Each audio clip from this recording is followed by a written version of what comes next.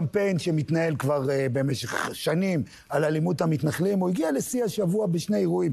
אחד, האירוע חסר תקדים של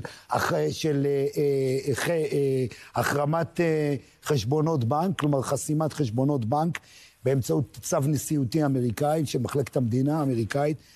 זה החלטה דרקונית מאוד מסוכנת, והיא פתח שיכול לשמש בעתיד, גם נגד קציני צה"ל למשל. דבר שני, זה כמובן התרגיל שנערך בפיקוד מרכז, שבו עלה תרחיש של חטיפת ערבי על ידי מתיישבים, תרחיש שגם הרמטכ"ל וגם אלוף הפיקוד התנצל.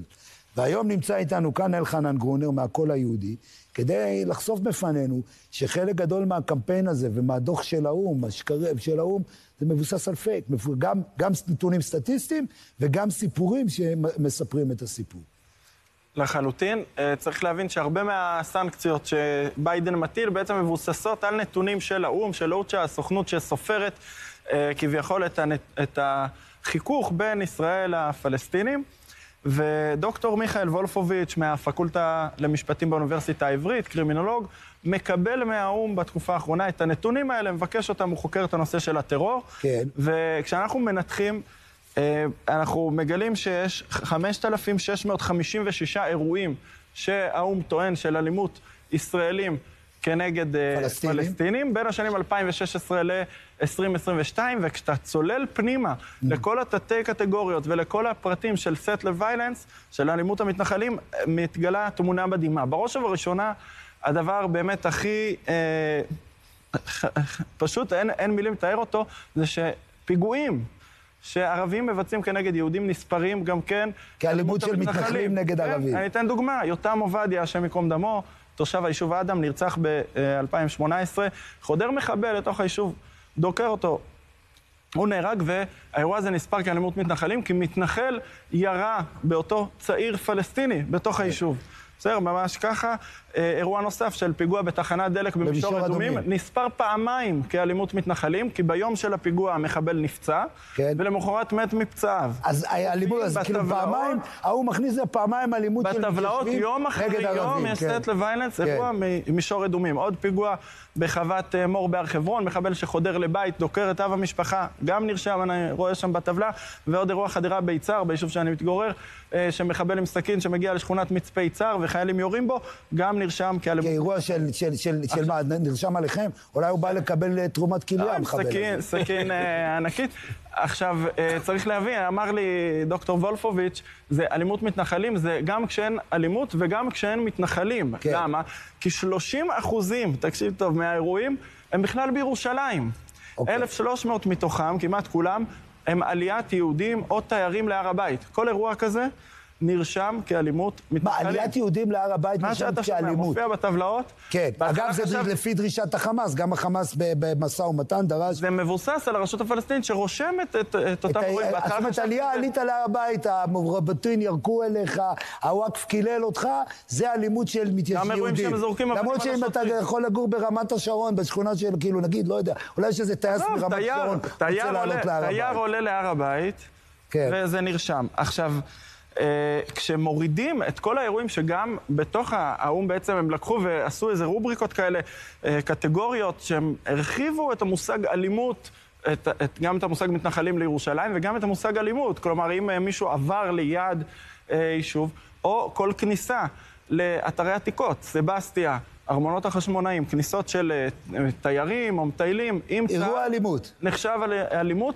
כנ"ל כל כניסה לקבר יוסף. אבל הדוח הזה למשל מתבססים במחלקת המדינה האמריקאית? תראה כתבות בכל העולם עכשיו שזה מעלים 300% עלייה וכל מיני נתונים. איפה המעטפת לגבי הדברים האלה כדי להפריך את הדברים? כלומר, יש איזו עמדה ישראלית אישית? אני צריך, אלחנן גרונר, ראית מה אמר? עד יצהר אני צריך להגיע כדי שמישהו יבוא ויגיד לאום, תשמעו רבותיי, אתם לא יכולים לספור אירוע של פעולת טרור כפעולת טרור הפוכה?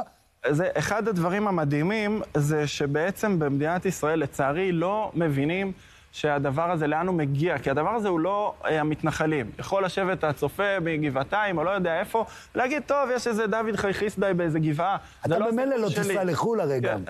אני אישית משתדל שלא, אבל צריך להבין שהדבר הזה הוא עוד עלילת דם של האום, כי בצד השני, של כל המהלך הזה אותה סוכנות סופרת את אירועי האלימות של הפלסטינים כלפי הישראלים.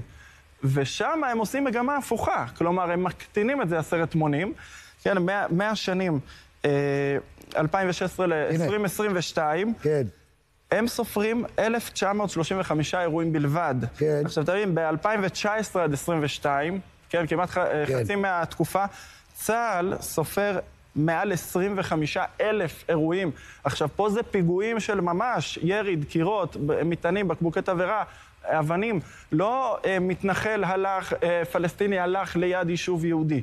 וזאת אומרת, אתה רואה מצד אחד הם מגדילים, מצד שני מקטינים, וכשאנחנו צמצמנו את הקטגוריות, רק לקטגוריות שלשיטת האו"ם בכלל מתארות אלימות. כן. הגענו ל-35% מהאירועים בלבד, זה משהו כמו 20 אירועים בחודש בממוצע, על פני התקופה, לעומת קרוב ל1,000 אירועים של תקיפות של ערבים נגד יהודים, וגם בתוכם עשיתי מדגם, כי באמת זה אלפי אירועים, כן. אני מוצא אירוע של מתנחל דרס ילד פלסטיני בכביש 60, שברור שזה תאונת דרכים, או אירוע של מתנחלים הגיעו לכפר ערבי ברח ונפל ונחבל ברגל.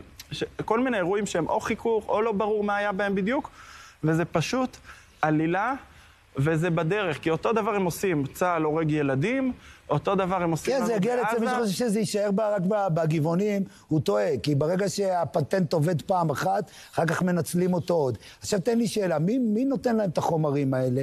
מי הספקי חומרים האלה? כי הם גם כן שחקנים מוכרים. יפה, ארגוני הקרן לישראל חדשה מקבלים מהאיחוד האירופי מענקים, שוברים שתיקה, בצלם, רופאים לזכויות אדם, מקבלים מענקים לטובת מחקר על הדבר הזה, ואפשר לראות, מסתכלים הכיבוש בעיניים, ארגון שפועל בשטח בתקופה האחרונה. אני מציע שנראה קטע מההפגנה שלהם במוצאי שבת האחרונה. כן, כדי שנבין מי זה האנשים שמסדרים לנו. מי האנשים ומה באמת מעניין אותם. בואו בבקשה, בואו נראה. מוצאי שבת בתל אביב.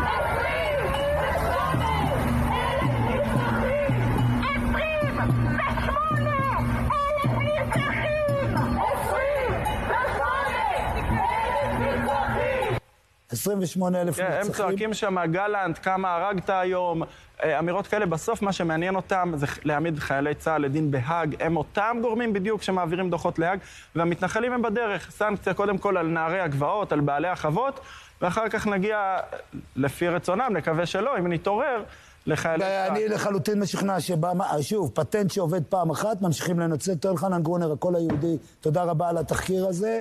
תחקיר, אנחנו...